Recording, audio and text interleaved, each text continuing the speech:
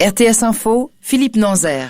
C'est un immense exploit qu'a réalisé ce soir Étoile Carouge en 8e de finale de la Coupe de Suisse de football. Les Genevois, pensionnaires de Promotion League, le troisième échelon national, ont éliminé le grand FC Bâle sur le score sans appel de 1-0.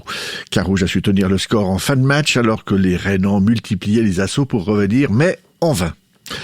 Le taux de vaccination contre le coronavirus est de 70% dans le canton de Neuchâtel. Et ce haut taux, qui est un des plus hauts de Suisse, a donné des idées à plusieurs élus PLR du canton de Neuchâtel. Ils ont déposé aujourd'hui une interpellation à leur grand conseil, une interpellation qui demande purement et simplement un retour très rapide à la normalité des choses, à la normalité de la vie. Selon eux, il faut assouplir les mesures face à cette immunité qui est maintenant acquise dans le canton. Il y aura plus de places pour les vélos dans les trains dès l'année prochaine. Les CFF parlent de plus de 400 places supplémentaires pour vélos créées dans les trains de grande ligne entre 2022 et 2025. Le système de réservation, lui, sera amélioré en 2023. Et dès le printemps prochain, donc, ces places supplémentaires seront disponibles sur les trains qui circuleront à travers le Lötschberg en direction du Valais. Des places supplémentaires seront également créées à bord des trains de nuit à destination d'Amsterdam et de Berlin.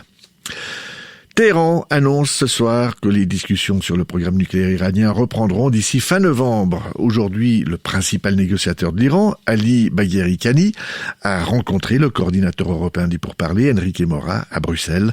Le dialogue a été qualifié par les parties de constructif.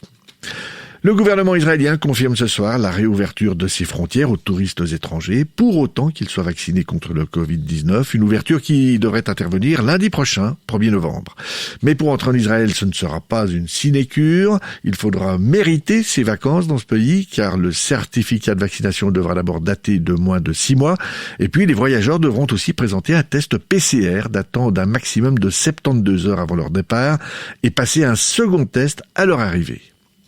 Météo, demain le temps sera bien ensoleillé, il y aura d'abord du brouillard ou du stratus sur le plateau qui va se dissiper probablement avant la mi-journée. Côté température en plaine, la journée va se commencer avec un petit 1 à 6 degrés et surtout avec un risque de gel au sol en Valais et en Ajoie. Et puis au meilleur de l'après-midi, le mercure va grimper jusqu'à 14 degrés.